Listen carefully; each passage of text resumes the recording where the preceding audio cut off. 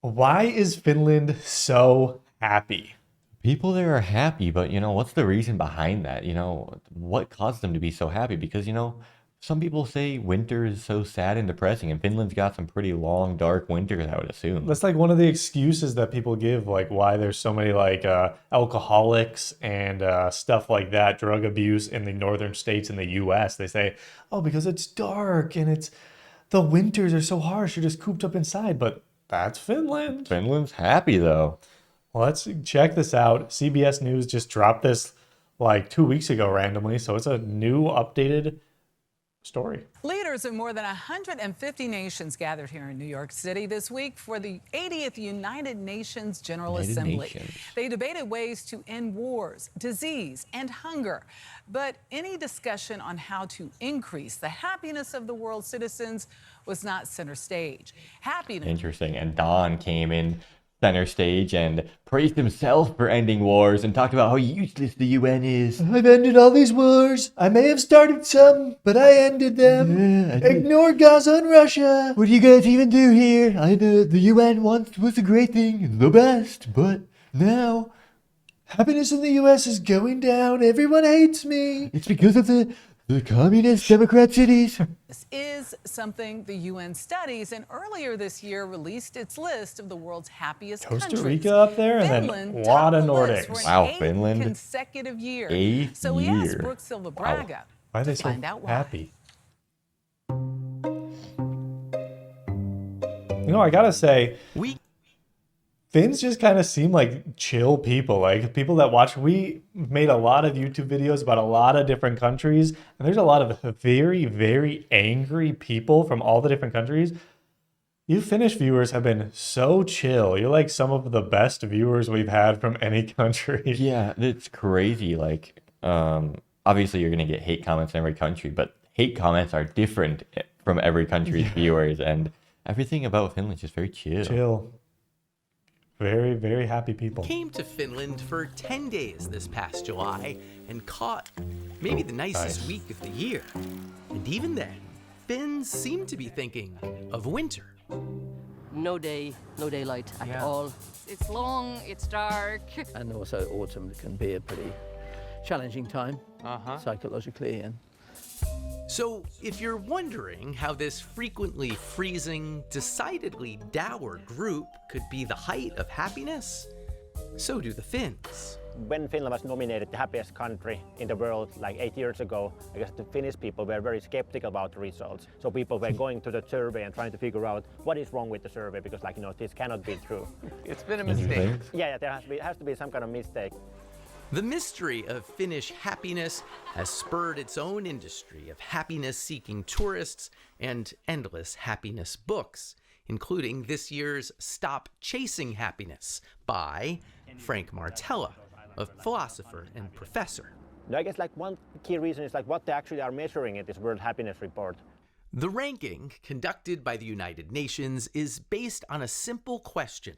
On a scale of 0 to 10, how close is your life to the best possible life? A lot of Europe in there, and then randomly Mexico and Costa Rica, which is so surprising. That is very, very interesting. It's just, we've been to Costa Rica before, and it just seemed like people in Costa Rica, even though obviously it's not the richest country, it is relatively wealthy, I think, compared to a lot of other Latin American countries. But everyone there is just chill and content. They're just Pura vida, I'm just living my life. That's their motto, Pura vida, chill. They just have beautiful weather all the time too. That probably helps. That's gotta help. Probably helps. As long as you're not getting attacked by monkeys. Yeah, they will come for you. Did you experience joy today, or did you smile or laugh today?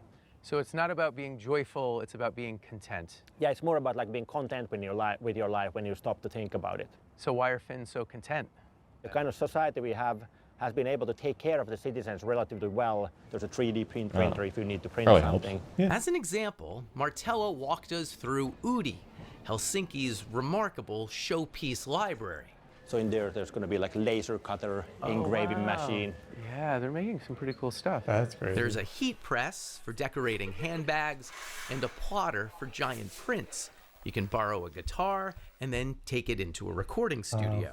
Oh, she's spinning. We got the DJ tables, we got some mics, keys. The idea is that you That's make so sure interesting. everybody It's in has the the opportunity library. to do this kind That's like in the US, they're like kind of trying to get like rid of the arts. A lot of people, especially the right-wing people, they always hate on people that go to school for art. And I mean, it kind of makes sense in a way, like you're probably not going to make much money since art is kind of like looked down upon in the US. But it's so cool that in Finland, people can do it for free. They don't have to pay however many hundreds or thousands of dollars it would take to rent out a studio to film your song that you've been wanting to make your whole life. They wouldn't have to worry as much about paying things, and also it wouldn't matter as much if their income isn't as high because they still have so many other things. So if they can prioritize just being a little bit happier with whatever profession they have versus a little bit more income, then they can take the profession and be even happier. I feel like that's one of the biggest things that we don't get in the United States is you don't really get to do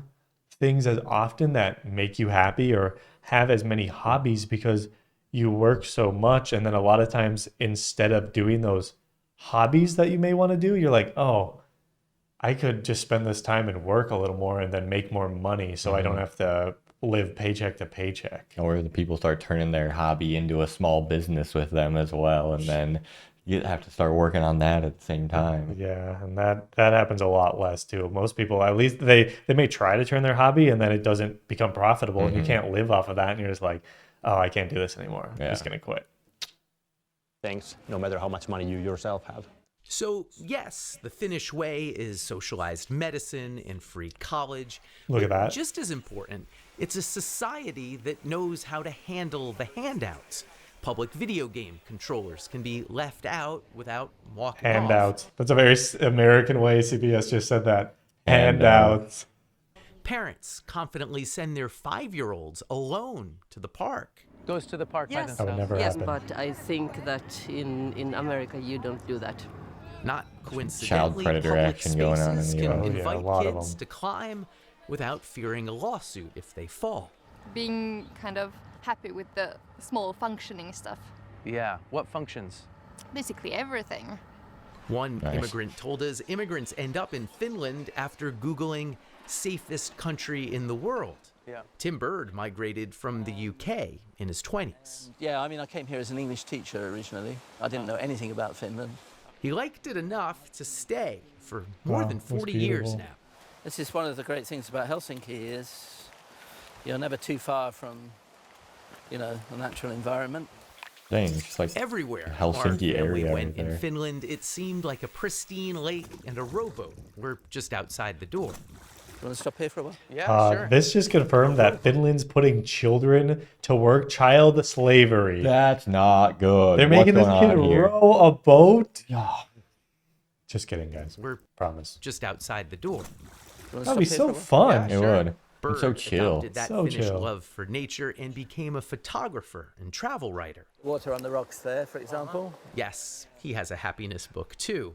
Happy Land comes out. in Everyone's just January. writing happy books. They have Are so there much any free lessons time. Yeah. that If you're can be happy, you can taken write a happy elsewhere? book. Things people can be doing around the world that you've picked up on here? There's more of an idea of society here, I think. People accept Hmm. that if you pay taxes, then you're getting something in return. And I Ah. think that Did you kind just of say attitude communism? Yeah, that's straight up could be communism. picked up more in other countries, as long as you're actually getting something in return, which you do in Finland, to be fair.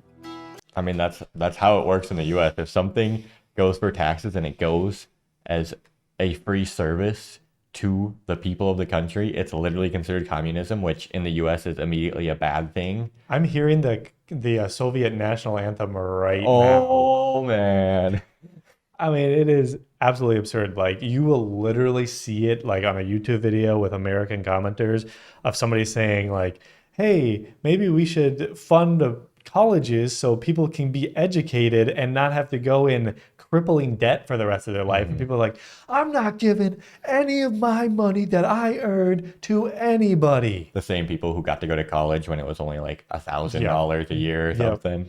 And also, I mean, it's almost like if you run your country as a thing for the people rather than running it as a business, people will be more happy with where the tax money Yeah. goes instead of them basically investing in the business of the government and then not getting money back, like a stock market or something. And people act like America doesn't pay some of the highest taxes in the world. Yeah, they do. And it goes towards the military.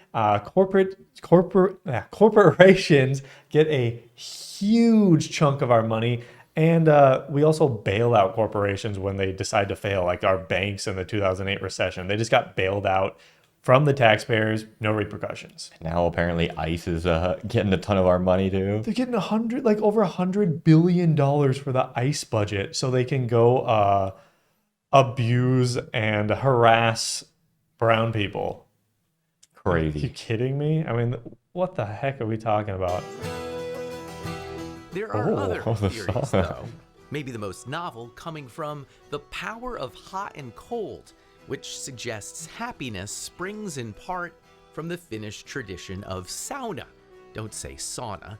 They're everywhere in Finland, which has more saunas per person than America has passenger telephone cars. booth, sauna. Rolling. Intrepidly, we embraced the heat and let go of our modesty with Karita Harju, co-author of The Power of Hot and Cold, for our first 140-degree interview. Is that basically How about this? her version of the Song of Ice and Fire? The power of hot and cold. You've maybe done this. I've never done anything like this before. Yeah, this is welcome to Finland. How often are you doing this? I do every day. Every day, really? At least 5 times a week. What do you get out of it? Place to relax both my body and my mind. I mean, no, you can't bring a phone in here. It would melt. That's the point. I'm getting hot. I might be ready to... Yeah, now we can have a round. By that, she meant a round of following the heat. Oh, yeah. Okay. With the cold of the Baltic Sea. Just jump into the ocean. Okay, here we are. You are brave! Which, even at the peak of summer, is barely 50 degrees, triggering a rush of endorphins So you feel good? that many Finns have become happily addicted to. You feel your heart beating? It's the endorphins and all the good hormones. But Karju says she doesn't enjoy the sauna for any scientific reason, but something deeper and more personal. And you just relax here. Martella, too, says the path to happiness isn't any checklist of ideal activities, but an individual decision about what truly matters to us.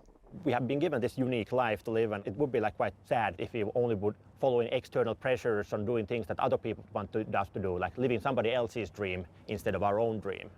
Yeah. A suggestion to find That your is very own interesting. definition of contentment from a place that is happily gone its own way. For CBS Saturday Morning, Brooke They Silverbrand. can do what they want Finland. and live their life. It's in America, it's all about what you ought to do. You ought to get good grades in school, go $100,000 in debt, and get a job at a bank. That's what you ought to do to have just your normal middle class life, where you're just going to live the American life. But in Finland, apparently, you can just be who you want to be and do something that makes you happy. And that's why Finland's so happy. I feel like Finland has a very interesting way, like the guy was saying, like you can go and do things you want to do because every person's an individual, has different interests, has different personalities. It takes the individualism and the kind of like society communalism and mashes them together in a way that works so much better than the American me. I'm the individual, my free speech, my money, my house, all about me. Yeah, he literally mentioned that. They believe in the society, but also you can do what you want as well. I mean, we've seen that the two sides of the coin when we travel around. We are from the US, hyper individualistic, all on your own. And then we travel around Asia a lot, very communal, very collectivist, style. And there's good sides to both of it. There's positives, obviously a lot of negatives as well, but it's good to take the positives from different things and add it into what might be the best option. A society is going to function a lot better when people care about their fellow countrymen or their community. If people get angry at the thought of some of their money from their paycheck being taken and given to, for example, in the US, it's a big deal that school children get free lunches. Like, some people think that is the most communist, dirty, evil thing ever, to feed children in their community. And keep in mind, the people that are getting this money taken away are the people who are making more money and are better off. Those are typically where more of their portions of money are taken, and they're the ones that are upset, even though they're better off than these people. And some people think it's despicable that anyone would even talk about the notion of taking 70-80% of billionaires' wealth after their $10 million. Like, how could you? Those people work so hard for that money. Why would we take their money? How did they get that much money? It's almost like you may have to exploit some people to get there. It's almost like they should give back to the country and the people that they exploited instead of hoarding their wealth. You know, just the way things are. Thanks for watching. Thank you for being happy, Finland. Stay happy, See you in the next one. Finland. Bye.